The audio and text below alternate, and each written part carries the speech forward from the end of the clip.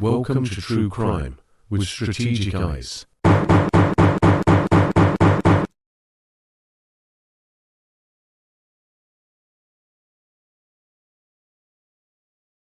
Strategic back again. What's going on, guys? Hope you guys are having a great weekend so far. Appreciate you guys for joining me. I apologize for the delay in starting the show. We were supposed to start at 12:30, but we ended up starting at 12:45.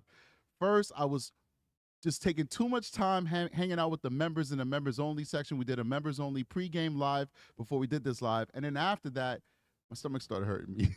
So I apologize, guys. But we got a really big show for you guys today. This is a big show for me, okay? The reason why it's a big show for me is because we analyzed this love letter that I proclaimed to be a confession so many months ago. How long ago did I do this? 2 months ago. That video has 62,000 views and almost 5,000 likes. It was a very popular video that we did analyzing that love letter, that poem, which we said, listen, this is like the last will and testimony. That's how we basically labeled it on the show, that he clearly was the last person to see Madeline's Shoto. So what we're going to do today is big shout out to Plunder, who obtained this documentation. I think she said she may have gotten it from the docket. Not too sure. But we were able to get the documents from Plunder's Patreon. So if you want access to a lot of these documents, you can get it from Plunder's Patreon. All right, just subscribe to her Patreon, and then you'll have access to it. You'll be able to download it. So we got it from Plunder's Patreon. We had the 2 documents. I did not have the opportunity to review these documents. I know what they're about. I watched a little bit of a show, but I didn't even get to watch her full show, which I'm a fan of, and I make sure I watch everything she talks about when it comes to Maddie. And same thing with Grizzly. Big fan of Grizzly. Watch as many of her shows as I can watch. But this was such a busy week for me. I was not able to do any of the things I wanted to do besides work. That's it. That's what consumed my week. So we're going to be reacting to these documents for the first time together, or at least for the first time for me. Many of you maybe have already reviewed these documents. And these documents, from my understanding, is going to prove, that Stephan Stearns wrote this. And that was in contention. We got the video, we got the pictures rather, but we did not get any definitive proof that Stephan Stearns actually wrote it. So that's why we analyzed it, and we looked at the handwriting, and we matched Stephan Stearns' handwriting from a police incident report that he wrote during the time that Maddie was just presumed missing. We all know how that ended up. And we matched what we knew to be his handwriting to this poem. And we said this was 100% written by Stephan Stearns. And we talked about how disgusting the poem was, and the verbiage that he used, that a stepfather or a male role model would not talk about a child in the way that he spoke about this child. He spoke about this child in this poem like she was a lover. And the way that the poem speaks about her in the past tense clearly let us know that this was somebody who had seen Maddie for the last time she was on this earth. So join with me on this journey, guys, as we go through this document and we revisit this poem, because now we know definitively Stephan Stearns wrote this poem. Not only did he write it, but he wrote it in his jail cell. He had time to think about this. He had all the time in the world to think about this poem. This is kind of like a peek into Stephan Stearns' mind, ladies and gentlemen. This is thoughtful Stephan Stearns. This is what you see when Stephan Stearns being thoughtful. He had time to think about this. He had time to put effort into the authoring of this. And with time and effort, all we got was something monstrous. It just proves that Stephan Stearns is a monster through and through. He has no redeeming qualities. When he had time and effort, this is what he came up with. This is what he came up with. So what I want to do is, I want to get started with us going back down along memory lane. And I'm going to play I'm going to actually play for you guys the video that we did, not the whole video. That's an hour and 14 minutes. Absolutely not. But just a couple minutes starting from the 27-minute mark when we actually started reading the poem. So I can't find what I did with the poem. I kind of like did a purge of my computer because I ran out of memory and I had to upgrade the memory thanks to you guys and the support I got for the show. I was able to buy expensive Samsung 990 M.2 memory. For those of you who are computer people, you know exactly what I'm talking about. That's the memory I needed for this type of show. 2 terabytes worth of that. You guys know how expensive that is if you're a computer person. I was able to buy that because of your support. And so some of the files I had got purged, so I can't find the letter. So we're going to use my previous show to give you guys the letter so that now when we start reading out these new documents, we have context on what actually is going on. So let me go ahead and fix the shot up over here. And let's play. Of this whole situation is not weighing heavy on his back. Do me a favor, moderator Aki, any other moderators in the room, if Grizzly says something and I don't catch it, please highlight it so I can. All right, big shout out. At the time when we were going through this document, Grizzly True Crime did come through and show us love, and she's a big friend of the show. Well, I'm not going to say she's a friend of the show. She is a friend of the show. I mean, I just don't like, I don't want to clout chase or nothing like that. I'm not that kind of guy. All right. That's not what I do. That's why I said it like that. I think Grizzly's a really awesome person and she's been very helpful to the show. She's given us videos, audio, stuff like that. And she's always showed love to us and all that good stuff. But the reason why I paused when I said that is because I don't want to clout chase.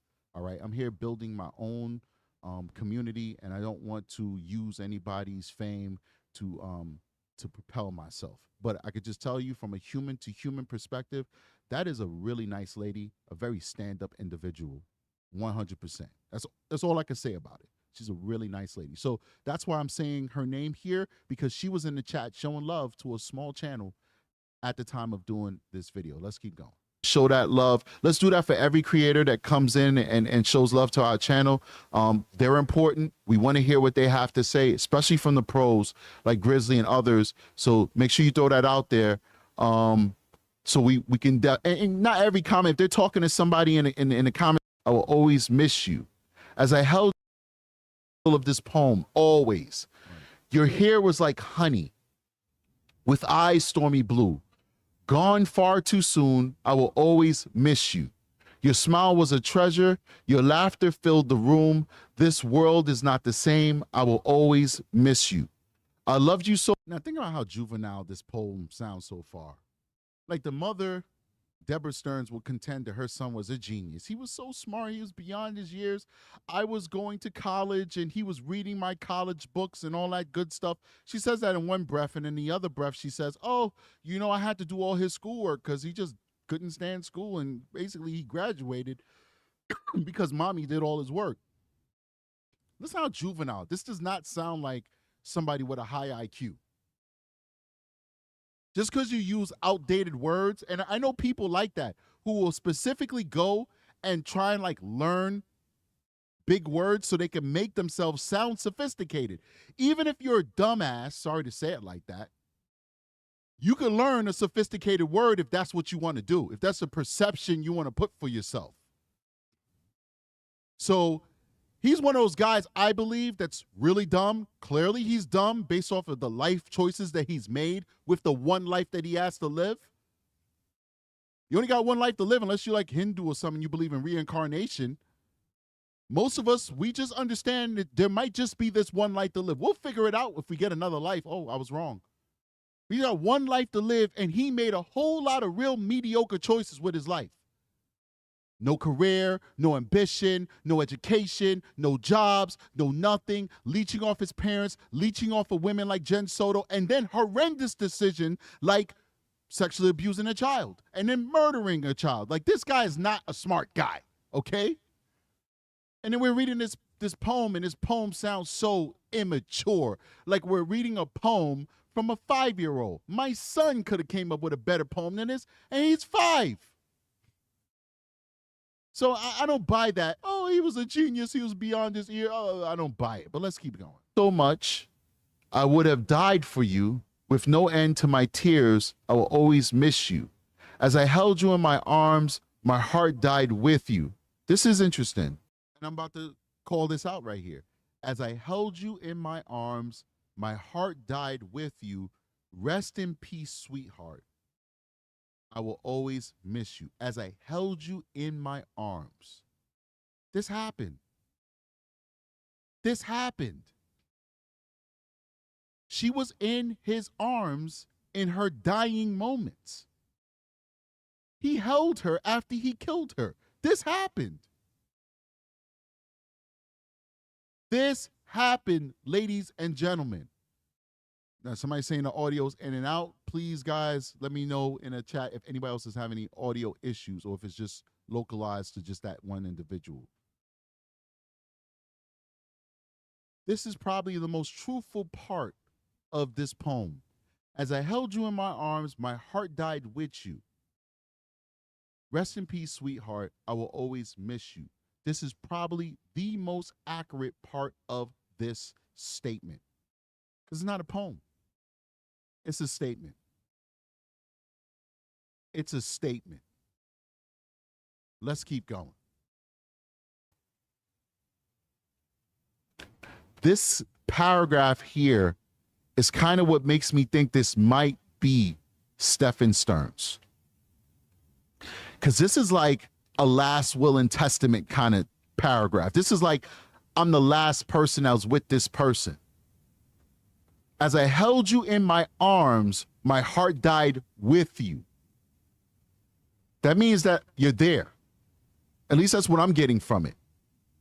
This doesn't sound like I held you in my arms on Tuesday because we were watching Netflix. Or I held you in my arms, the other day, the last day of school because, I'm so proud of you that you made it through school. Or I held you in my arms that, the day of your birthday when, like, let's say this could be Jen Soto. I held you in my arms the night before you went to bed, and last night before I saw you. This doesn't sound like that. This sounds like I'm holding you at the moment that you're dead. I'm holding you at the moment that you're dead. That's what it sounds like to me. As I held you in my arms, my heart died with you. Rest in peace, sweetheart. I will always miss you. I do think that there's a strong possibility that this could have been authored by Stephan Stearns. That last paragraph is telling to me. Also, when the first paragraph, your hair was like honey. It doesn't seem like something a mother would say about her daughter. It does seem a little romantic. With eyes stormy blue. This is romantic talk. So from a guy's perspective, I would not write this to my daughter.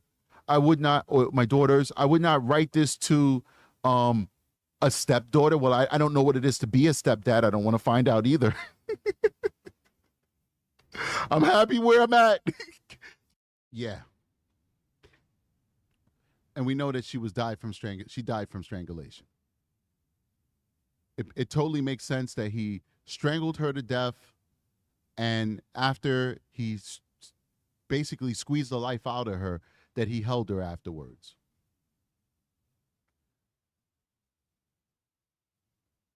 And we also know, based off of the evidence that the police were able to seize off of the phone, that he also essayed her that night. He essayed her possibly before or maybe after her death. That's a theory I've been thinking about in my head. Didn't really bring it forward because, when I come out with my theories, sometimes it shocks the core of people where they just get insane. Oh my God, strategic. How did you say that? What?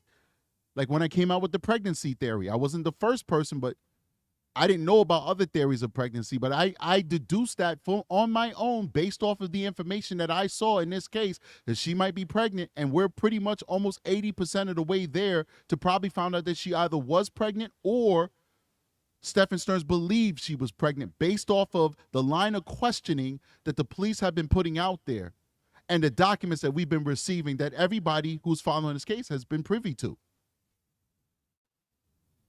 Something that has been weighing on my soul is the possibility that there might be some necrophilia involved in this case. I have no evidence of it. I'm just deducing that based off of my experience dealing with these psychopaths.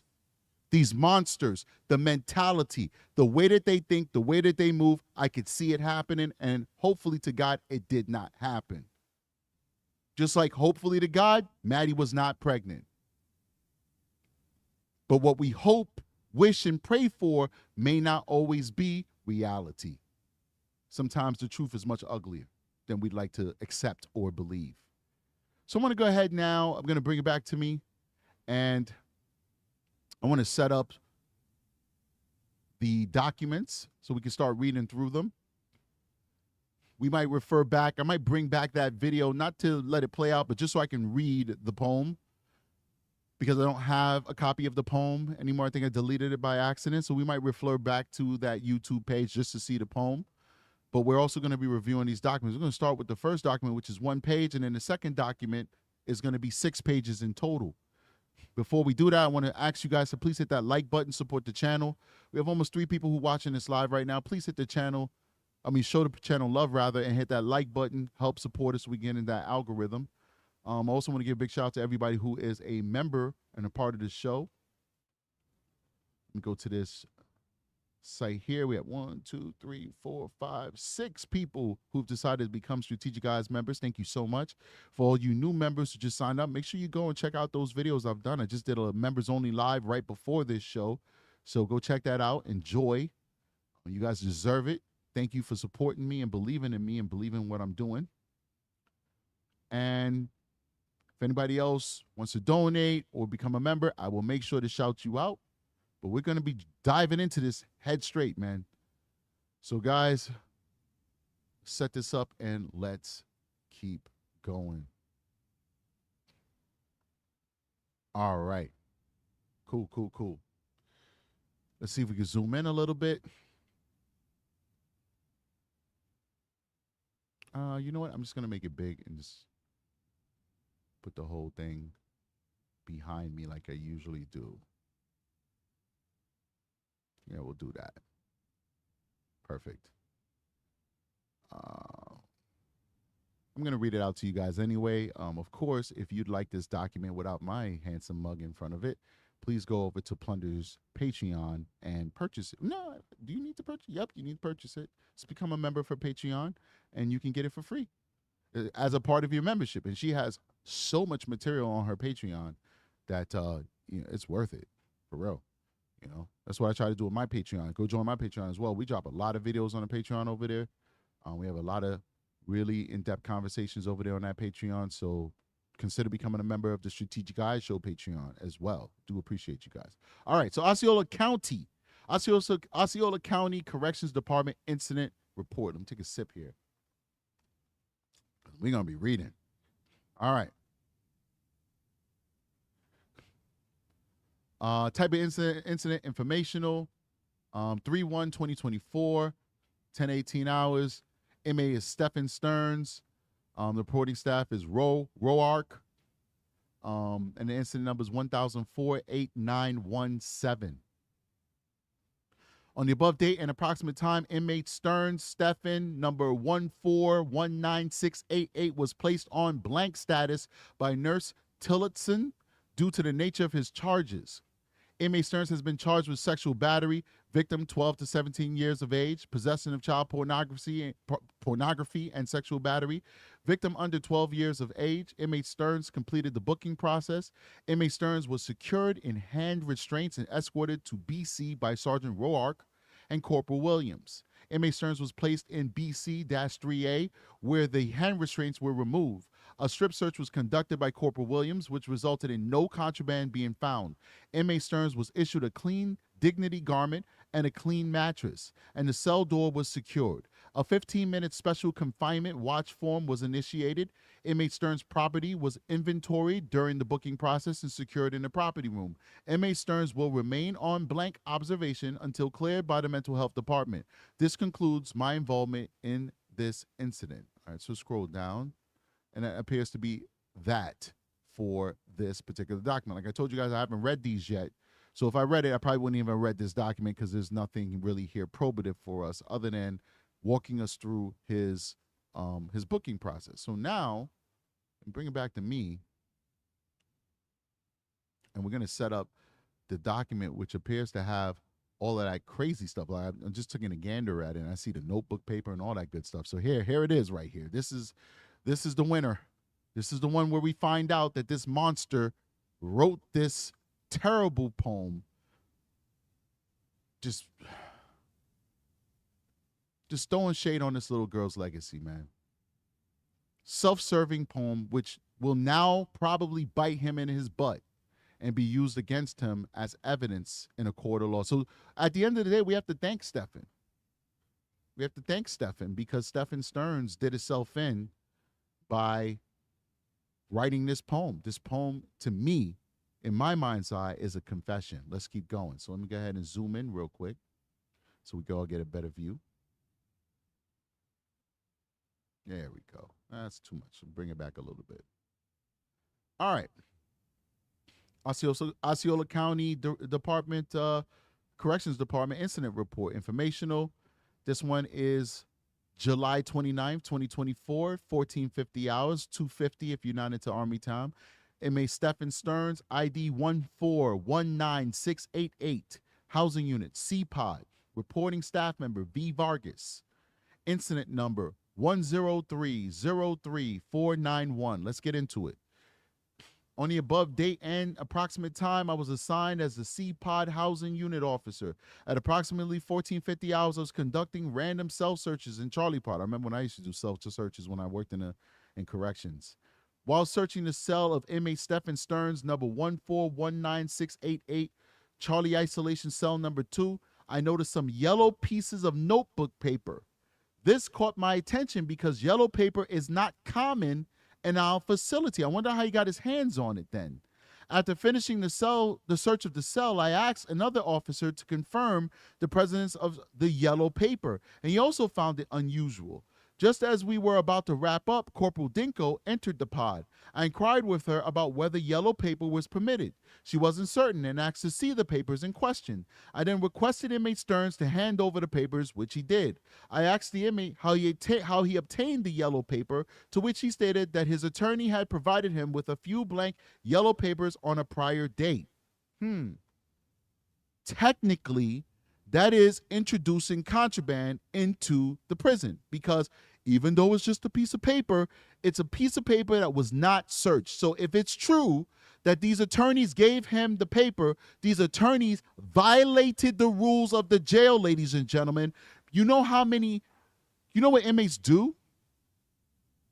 When I used to work in the prison system, what they would have their family members do is they would liquefy cocaine or fentanyl or crystal meth or whatever, and then they would dip paper in this liquefied solution of these drugs. And then they would mail their loved ones letters talking about mundane things, the family's great, we're having a great time or whatever. And then these inmates would be able to either smoke or ingest the paper, and they would get high off of it, or they would sell it. This would be street grade quality drug that has been absorbed by the paper. So that is why you cannot just give an inmate random stuff. You can't, as attorney, give an inmate paper or a pen or whatever, because it could be contraband. Maybe the attorneys were acting in good faith. This is not fentanyl-soaked paper. It's just paper. But it's still against the rules. You cannot give an inmate anything when you are visiting them. And the attorneys know that. So I don't know if this is truthful. In no way am I trying to slander these attorneys and say they definitively gave Stephan Stearns contraband. I'm not saying that. What I'm telling you is that Stephan Stearns is saying that that's what happened. And if that's the case, those attorneys, well, they need to not do that again. They need to be spoken to. And if they violate it again, they need to be banned from going into that prison. Because that is a danger to everybody who's in that prison. What if this was drug-soaked material? People could be dying from overdoses in that prison because of this stuff. I'm just saying. This is my experience, so I'm just saying. Dr. Cataclysm in the building says, here's another 15 months of monetization. Thank you so much, brother, of showing that love and being a part of my family. Man, the Strategic Eyes family, Cataclysm has been with me for a long time, and I definitely appreciate him. And Mallory Beaver is now a member for 4 months. She says, thank you for always showing up for Maddie. Thank you for supporting me, for showing up for me. Thank you. I appreciate you guys. All right, let's keep going. I'm sorry I went on that tangent, but as a former jailer, that is unconscionable to me. And defense attorneys know the rules because they're in and out of these jails every single day. So if Stephan Stearns is telling the truth, then shame on them. But if he's lying, which we know he has a propensity for lying, shame on him. All right, let's keep going. I asked him how he obtained the yellow paper, to which he stated that his attorney had provided him with a few blank yellow papers on a prior date.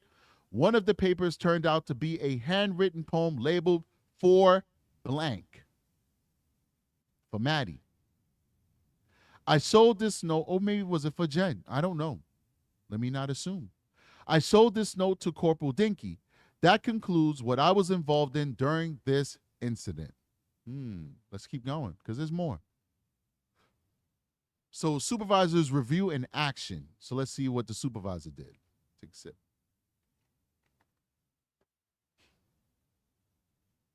After closely examining the handwritten note, I noticed a few lines that concerned me.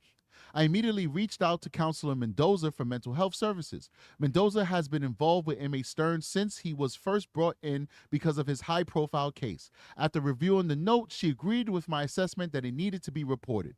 Counselor Mendoza then evaluated inmate Stearns to determine if he needed additional mental health support. After her evaluation, she concluded that he could stay in his assigned cell without any additional restrictions. Photos were taken of the note and uploaded to the appropriate drive. Due to some concerning content within the poem, it was handed over to Kissimmee Police Department Detective Morris, and a chain of custody form was completed. The report is forwarded to the watch commander and the DRL for review. Good job on these guys for understanding that this poem was probative and it needed to be handed over to the proper authorities. Really, really, really good job. Proud of my correction brothers. I haven't been in corrections for a little while now. The time of me being in corrections is moving past and becoming more and more and more of just a cop. But the days that I served in the prison system and the various capacities that I served there has always been dear to me, and it helped shape the man that I am today, being a former correction officer and corrections investigator, and now police officer, and now detective, right? So thank you. It's been an amazing journey so far, and God willing, beautiful things to come. We'll see what happens. Narrative. So this one is another informational. Stephan Stearns is the inmate. V. Vargas is the reporting staff member. This one is at 1450 hours. On the above date and time, approximately at the above date and approximate time, while assigned as CPOD housing unit officer, I was conducting random soul searches CPOD. Is this like a repeat? I think we already did this. Let's see. Let's go up here. No, this one is more detailed. Okay, so we'll read it out, but it appears to have more detail in this one. So let's see what's going on. On the above date and approximate time, while assigned as the CPOD housing unit officer, I was conducting random cell searches in CPOD. During this time, I searched the cell of inmate Stephan Stearns, 1419688, who is currently housed alone in Charlie Isolation Cell number 2. I started by searching the cell carefully, beginning with the table immediately to the right. I went through the books on the table and then checked a stack of books on the floor nearby. Among those books, I found a county-issued Bible with some yellow notebook paper inside it. The yellow paper stood out to me because it isn't commonly found in our facility. After finishing the search of the entire cell, I asked Officer Richards to verify the yellow paper, as he also found it unusual, noting that its content was strange as well. As we were able to conclude, Corporal Dinkle entered the pod to conduct her supervisor rounds. She approached us and began speaking with the inmate as part of the wellness check. Officer Richards then asked the inmate about the note on the floor, and the inmate replied that it was a poem he had written. He was then secured back into the cell, and as we walked away, I asked Corporal Dinkle if yellow paper was allowed. She was unsure and requested to see the papers. I asked inmate Stearns to hand over the papers, which he did. When I inquired about how he obtained the yellow paper, he said his attorney had given him a few blank yellow sheets on a previous visit. One of the papers was a handwritten poem titled For Blank. I handed this note to Corporal Dinko, who took it with her when she left CPOD. That concludes my involvement in this incident. So these are going to be multiple different takes of the same thing. where different people are going to be telling what they observe from their perspective. But we're going to read it out anyway because it might still be probative. You would just hear it from a different point of view. The supervisor action. Let's see if the supervisor action is the same as above. I don't know if they copy and pasted that. So let's see here. 1, 2, 3, 4, 5, 6, 7, 8, 9. And the D's appear to be in the same place, so I won't reread that because it appears it's the same thing. So 1, 2, 3, 4, 5, 6, 7, 8, 9. So it's going to be the same. So we won't read the supervisor action because it's just going to be a repeat. So scroll down. This is Vargas. This is the property and chain of custody. And this is him. This is the detective Morris who's taking custody of it. Hand it over to detective. Given to supervisor. Okay. All right, so they redacted. Who's it for? I need to zoom out a little bit. I'm sorry. It's too blown up. There we go.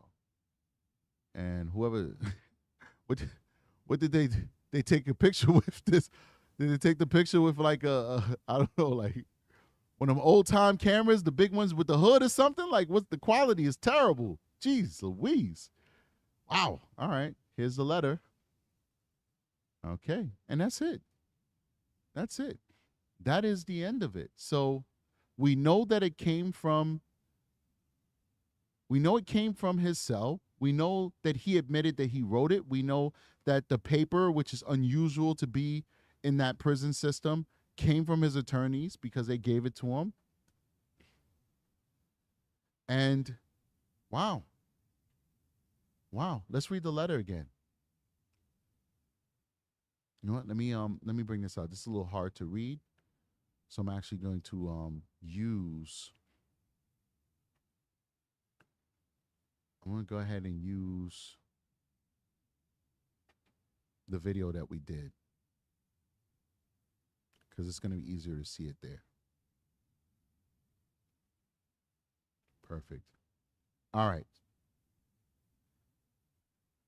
Always, your hair was like honey with eyes stormy blue. Gone far too soon, I will always miss you. And we spoke about that in this video behind me, that an adult who's talking about a child that they look at that child like it's their child, like a fatherly figure, is not going to characterize a child's eyes as stormy blue. That's romantic talk. You use this type of terminology when you're trying to impress somebody, when you're being romantic. So for him to say eyes stormy blue, that's it's salacious to talk about a child that way. If you want to talk about a child's blue, hey, she has very beautiful blue eyes, something vague like that, but stormy blue is very romantic talk. Your hair was like honey, very romantic talk. What is honey? Sweet, pleasing, pleasurable. When we eat sweet things, the pleasure nodes in our brains fire up, the endorphins, etc. So inappropriate. Her hair is like honey, inappropriate, with eyes stormy blue, gone far too soon. The audacity of him to say that, ladies and gentlemen. I don't really like seeing me in the back like that. Let me go ahead and do this. Just give me a second. I just want to move this around a little bit. Perfect. Gone far too soon. The audacity for him to say that, knowing the reason why she's gone so soon is because you took her life. Isn't it amazing how these folks can be so delusional that he doesn't even accept the fact that he could write that down, not even accepting that she's gone far too soon because of him, because of his actions. It's mind-boggling. Gone far too soon. I will always miss you. That I understand. He's a self-centered person. I get him saying I will always miss you. Him believing his statement that he will miss her. Your smile was a treasure. That's appropriate. If it was a normal person writing this poem to a child, your laughter filled the room. Nothing wrong with that. This world is not the same. I will always miss you. As I said in this previous breakdown, this second paragraph or stanza is normal. The first one, horrendous. The second one is normal. Let's go to the third. I loved you so much, I would have died for you. This is a lie. What he felt for her was not love. It was sick, it was twisted, it was demented. And he would not have died for her because he killed her, in my opinion, to protect his own life, to give himself a shot at not being killed by the state. The minute possibility that maybe he could get away with this. If the ultimate reason for her falling into his bad graces was either because she was pregnant and he was afraid that the pregnancy would expose the abuse, and that would be the death penalty in Florida, that could be a reason why he killed her, or jealousy. The fact that she started looking at other boys her age, and she was no longer under his spell, and she was slowly starting to gain her power back. Could be those reasons that he killed her. But none of it had anything to do with love. It was just sick, demented, and possession. And he would not have died for her, because if he would have died for her, then he would have said, hey, you caught me. All right, give me the death penalty. Here's what it is. He would not have considered that killing Maddie would have been a way of preserving himself, and then choose to take that option. With no end to my tears, I will always miss you. Well, Stephan Stearns never shed a tear for Maddie. So it's another lie. We have seen countless hours of Stephan Stearns being interviewed with cameras in his face, whether it be body cameras, whether it be hidden recording cameras in an interview room, or straight up Canon $10,000 news channel cameras broadcasting live. We've seen tons of video of Stephan Stearns. We've seen him in varying states of despair. We've never seen a tear come from his eyes. We've seen more fabricated emotion from him than we've even seen from her own mother, Jennifer Soto.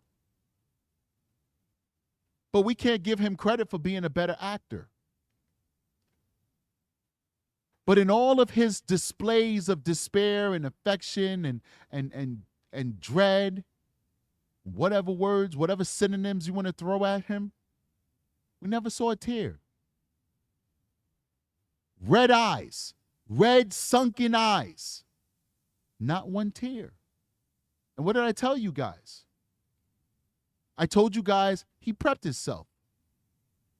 I told you guys he went to the bathroom and he did this. And if you think that that's too juvenile for somebody to do, then you know nothing about the criminal mind. They will go, they will rub their eyes, they will punch their cheekbones to make them puffy. I'm not going to punch it too hard that I get a black eye, but I'll irritate it enough that it swells up so I look like I've been crying. It is not beyond a monster to do things like that in order to deceive us. I got my Jimmy Dore shirt on. Anybody know who Jimmy Dore is? I love Jimmy Dore. This guy shot him out. Big shout out Jimmy Dore. I love that guy. He prepped himself, guys. He prepped himself. Not one tear. Not one tear ever. Find the video that he shed a tear, and I'll correct myself. Not one tear ever. Let's keep going. As I held you in my arms, this is the truth. My heart died with you. That is the truth. Because what you had left of a heart, it died that day. You became the monster. You truly transformed into the monster. You guys know those classic horror movies like Dracula is coming out. I want to go see that in December when it comes out. Or those werewolf movies where the person first gets bit by the monster, the werewolf, or the Dracula, or whatever. Even it's like some sci-fi alien movie. The person first gets bit, first gets infected, and then what? It's a slow progression, right? There's a part where they still have their humanity. There's a part where they're not crazy yet. There's a part where they're not the beast yet. Well, Stephan Stearns was marching along that path to become the beast, the Beelzebub, the Mephistopheles, however you say it, the dragon. He was marching along that path to become the great dragon. And the moment, as horrible as his actions was, that brought him closer to that goal, the moment he strangled the life out of Maddie is the moment he embraced evil. It's a moment his transformation completed and his heart died. It's almost like he's talking about himself. It's almost like he's describing to us his own transformation. As I held you in my arms, my heart died with you. His humanity died at that moment, ladies and gentlemen. The moment he killed Maddie, his humanity died. Rest in peace, sweetheart. I will always miss you. And that's his self-servingness right there.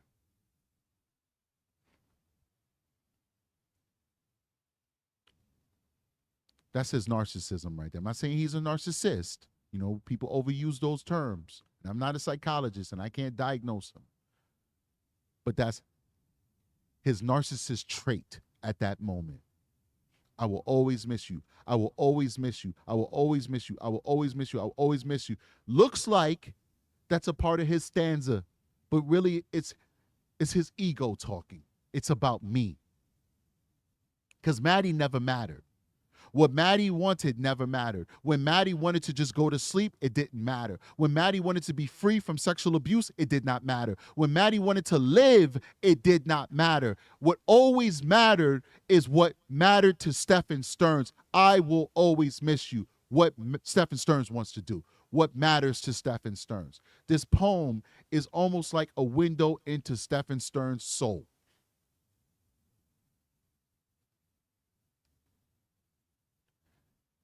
And it's ugly.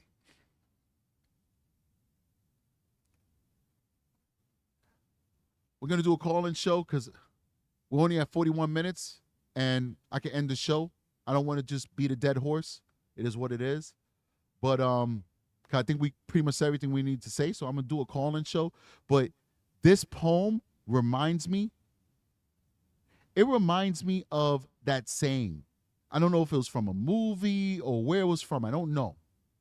But it was a saying that when you look into the abyss, into the darkness, it might be from a movie. And I don't want to sound corny, but this really, really does remind me of that saying. When you look into the abyss, you look into the darkness, sometimes it looks back at you. When I'm looking at this poem, I'm looking into darkness. I'm looking into the abyss. I'm looking into evil. And it's off-putting, ladies and gentlemen, because I feel like that evil's looking back at me. I feel like it's looking back at me.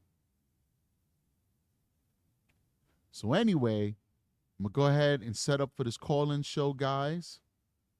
Definitely can't wait for you guys to share your views. I'm going to put the number up there for you guys. Give me a second.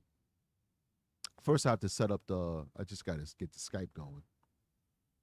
So give me a second. I apologize for the delay. And want to definitely get this going.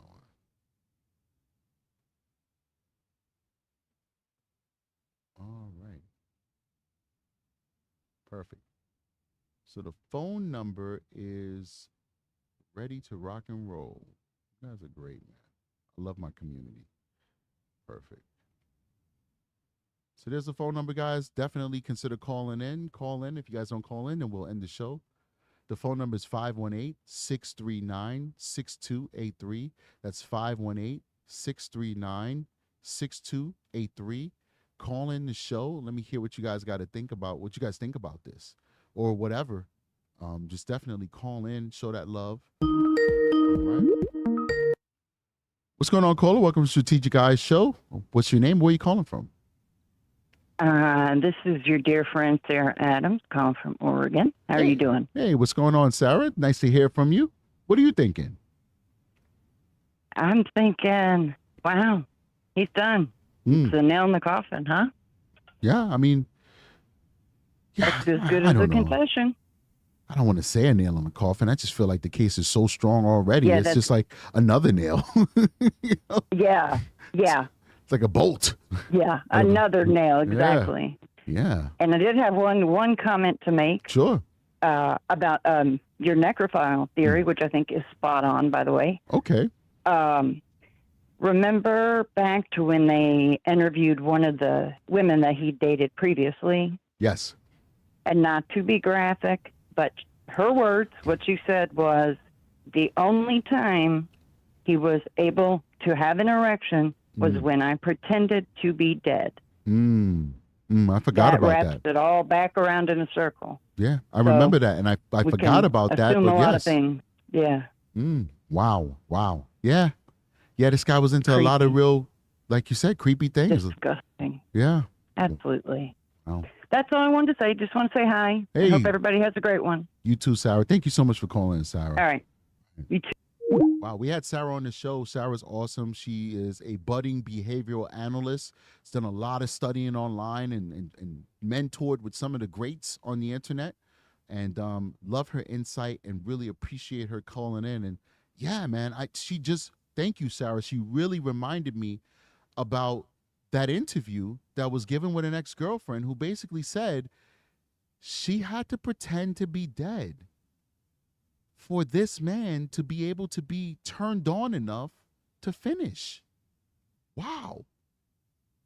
I think we might be treading in some troubling waters, that there's a possibility that this could have happened after this child had already passed, that Stephan could have done something horrendous. But whatever. Let's get another caller in here. Please call in, show some love. Tell me how you feel about this. Big shout out to Sherry. Sherry with a 5 gift membership to 5 lucky people. Thank you so much, Sherry. Please, guys, whoever received that gift membership, make sure you thank Sherry for her very generous gift to give you guys access to the members only area of the Strategic Eye Show. But once again, all right. How you doing, caller? Welcome to Strategic Eye Show. What's your name and where you calling from? Hi, Strategic. My name is Lisa, and I'm calling from Florida. All right. Nice to meet you. Nice to meet you. Thank you for all the work that you do. I wanted to mention about the note, because I remember when the note was brought up a while ago on another CC channel, and I always thought, yeah, he wrote that, because I know there was some suspicion that did he really write it. So with him saying, as I held you in my arms, you think that's enough for the prosecution to say this is him admitting to, being the last person that she saw alive?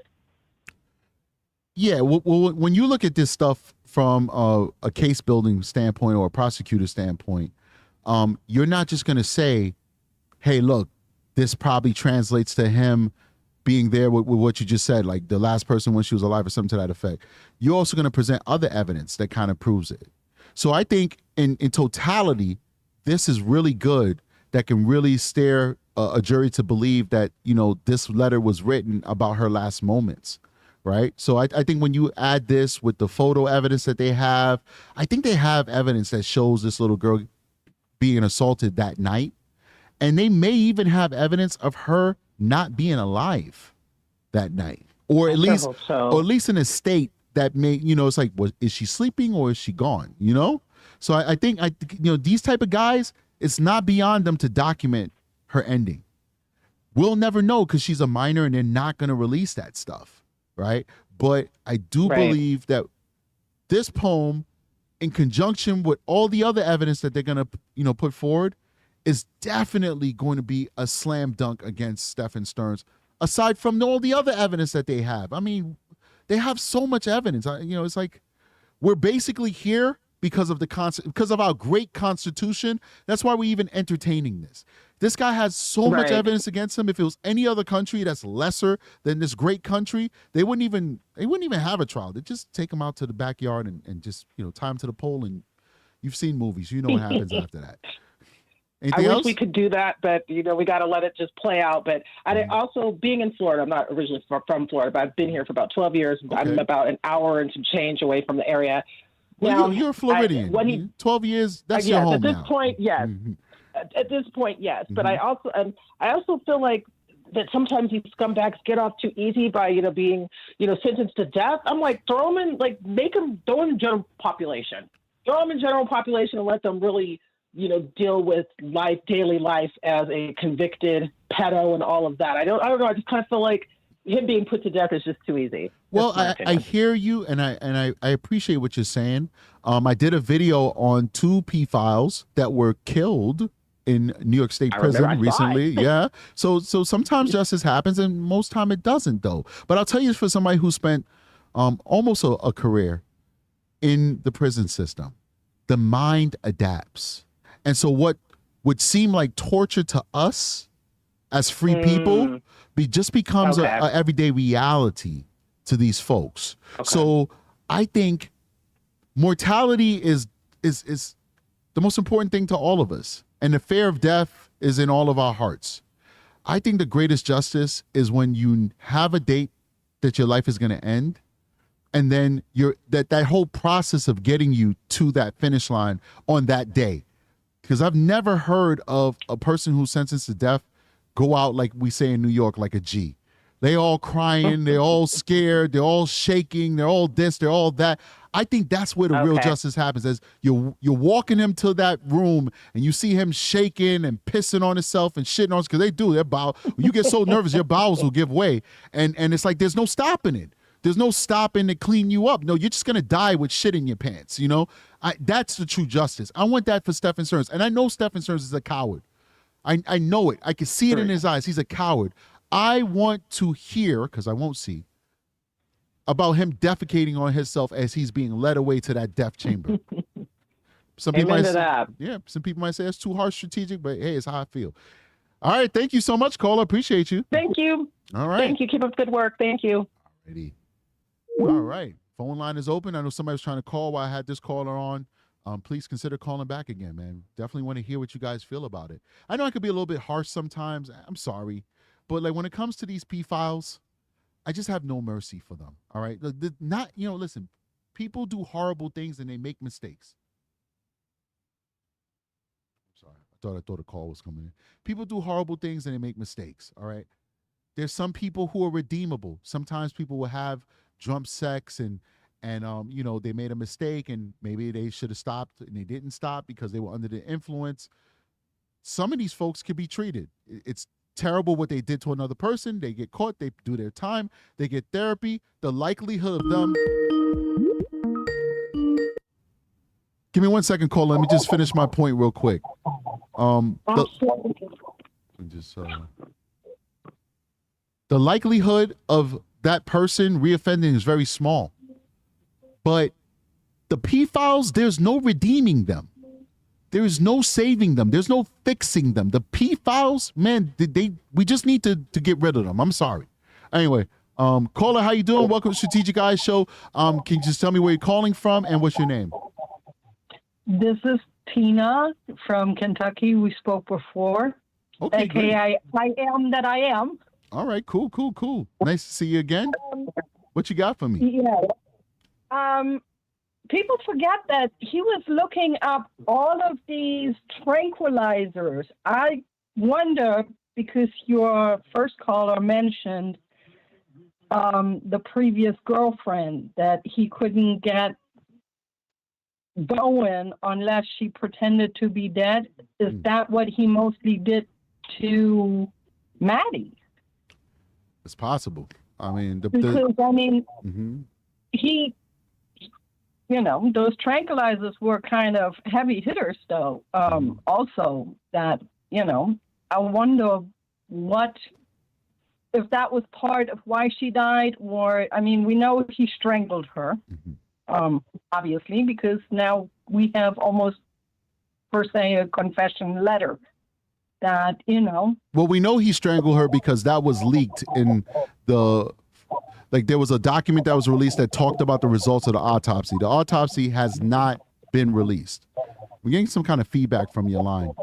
Let me let you Hold on. Let me turn off my computer completely. Is that better? Yeah, much better. Perfect. Okay, sorry. Still there a little bit. It's okay. How about you make your point and ask whatever questions, and I'll let you go and I'll answer them so we don't have the feedback. How about that? Is that better as far as the feedback goes? Let me see. So the feedback only comes in when I actually talk, but I do have to keep the show going. So just ask whatever question you want to ask, and then I'll answer it off when you're off the call. Okay. Like I said, my thing was is the the tranquilizers that he looked up.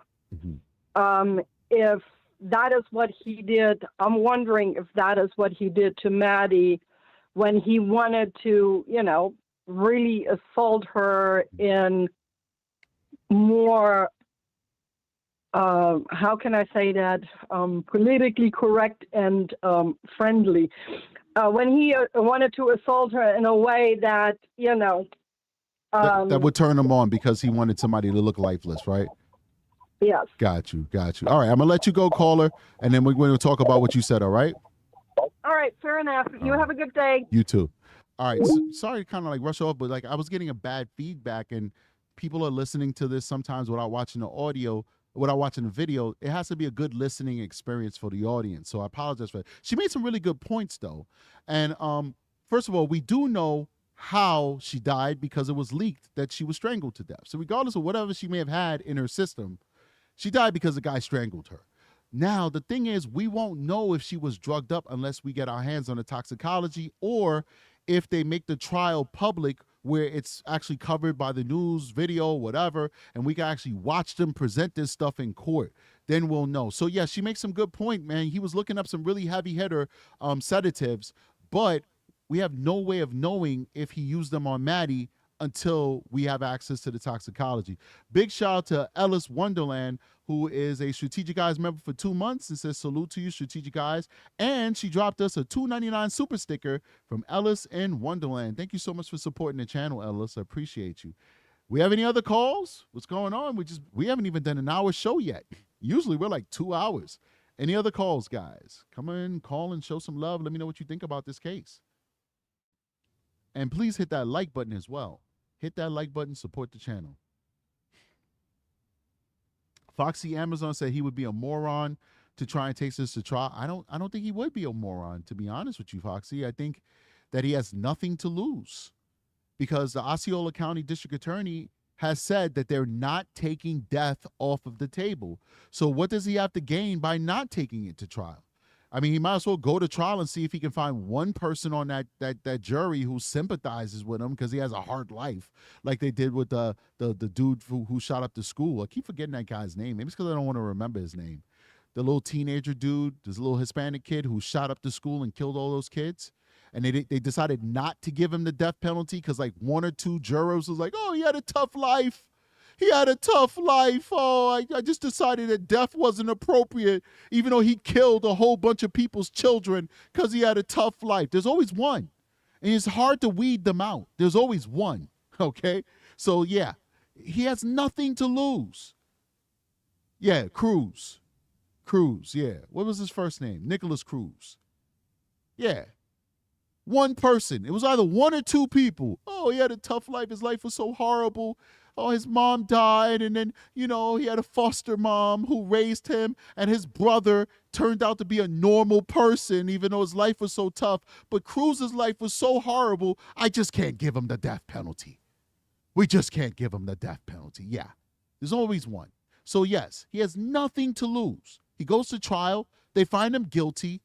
But then it goes to the penalty phase, and there might be some people on that jury who'll say, you know what, I think Stephan Stearns, when he got run over by that car, it just made him bonkers, and you know what, let's not sentence him to death. And now he won. He gets to live.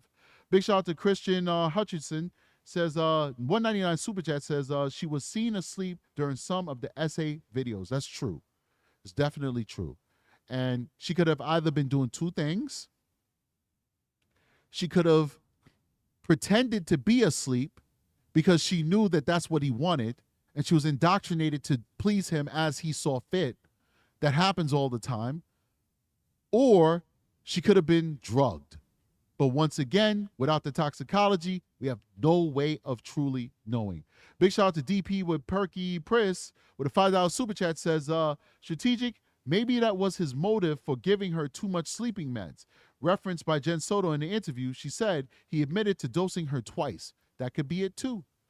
Too much sleeping meds. She's now medicated in sleep. He can now do things to her without her waking up and therefore fulfill his sick fantasy. Definitely good points, guys. You guys are amazing. Once again, We do have the lines open. Looking for another call. If not, we will be ending the live. Foxy says, yes, everyone going to feel bad for SS, whose parents bailed him out of everything they possibly could have his entire life. Yep, good point. K-Palm says she was also taking sleeping meds, so that doesn't mean he gave her the anesthetic meds. That's true, but I've never taken sleeping medication, so I don't know if that could knock you out so much that you can't feel and wake up from somebody penetrating your body. I just don't know. Some of you take these medications. I know this because you've said it before in the chat. If you have taken these medications and... What's up, caller? Give me one more second. Let me just finish the thought. If any of you have taken these medications and you can attest that somebody could do something to you and you not know, please let me know, because I don't know. So I don't know how her regular sleeping meds could keep her asleep, as Stephan Stearns is essaying her, but it's possible. I just don't know. Caller, how you doing? Welcome to Strategic Eyes Show. Let me know where you're calling from and your name, whatever name you want to give. Hey, Strategic. My name's Liz. I'm from Kansas. All right, Liz from Kansas. How you doing? Thanks for calling. What you got for me? Hey. Well, I had a theory, and I've been just thinking about it a lot. I posted in chat, and now that we're talking about the medication, I really wonder if her displaced hyoid bone, I wonder how they concluded that it was done by strangulation, and as opposed to like positional asphyxia. I used to work at the medical examiner's office, and so I'm like wanting to know what is in this autopsy report that makes them think it was strangulation versus positional asphyxia. Okay. Because I could just see if she is over medicated and he is, doing things to her and she can't respond. That could be where that bone, if she's in a certain position and can't say anything, that could be where that injury comes from.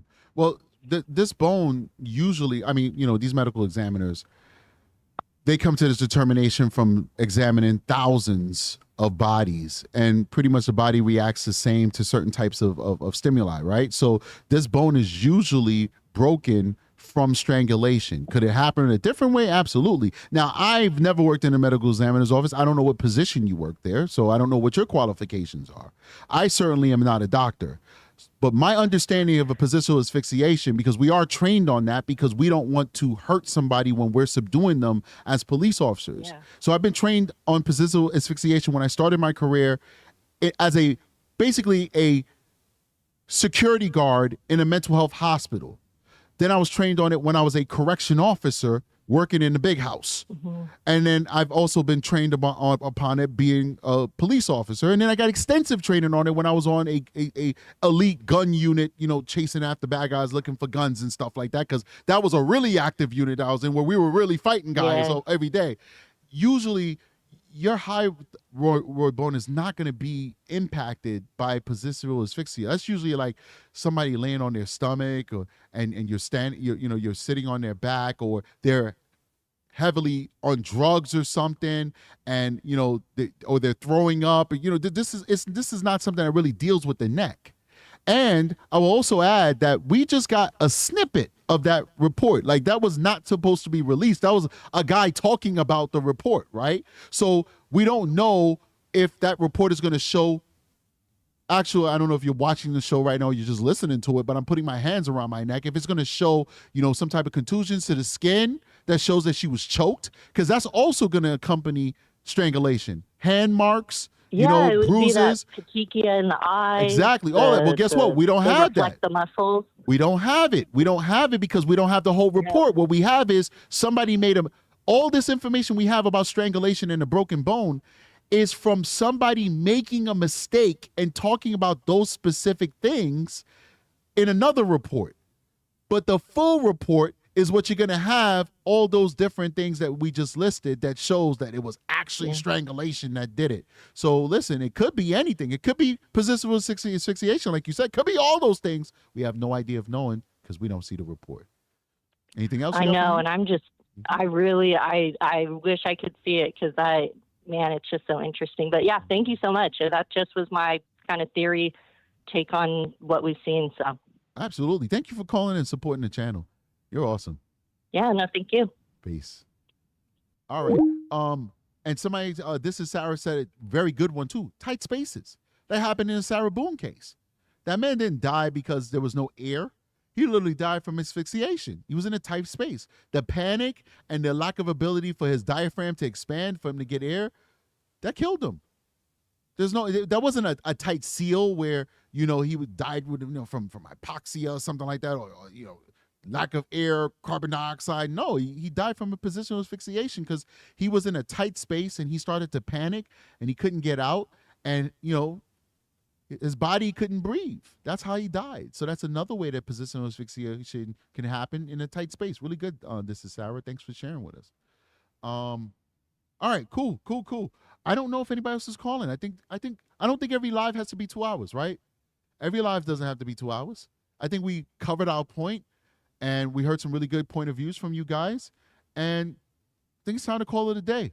So guys, please consider becoming a member of the show. A lot of people decided to be members today, and we do appreciate that. And a lot of people got gift memberships. So congratulations to everybody who got a gift membership. Consider becoming a member of the show. We have a very low cost membership. The membership starts at 99 cents. That's probably the lowest on YouTube.